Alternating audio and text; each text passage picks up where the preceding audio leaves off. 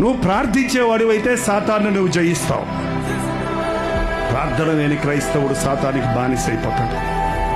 పాటలు పాడినప్పుడు సాతానికి కావాలంటే పాటలు పాడతాడు అంటాడు. ఎందుకంటే వాడు కోయర్ లీడర్. ఎక్కడ? పరలోకంలో కోయర్ లీడర్ ఎవరు? లూసిఫరే. పాటలు పాడినప్పుడు వాడు కూడా పాడతాడు కావాలంటే. ప్రసంగాలు చేస్తున్నప్పుడు కావాలంటే రెఫరెన్స్లు అందిస్తాడు. ఎందుకంటే సైతానికి బైబిల్ అంతా బాగా తెలుసు. బైబిల్లోని భక్తులందరినీ ఎలా మోసగించాలా, ఎలా పడగొట్టాలా అన్నది ఆదాము హవ్వల దగ్గర నుండి వాడి పని అదే. కానీ మోకాళ్ళ మీద ఉన్న క్రైస్తవుని చూస్తే మాత్రం వాడికి చేత కాదు. మోకరించలేడు సాతానుడు, ప్రార్థన చేయలేడు సాతానుడు. యేసు నామములో జయమనగానే సాతాను పిత్తరపోతాడు.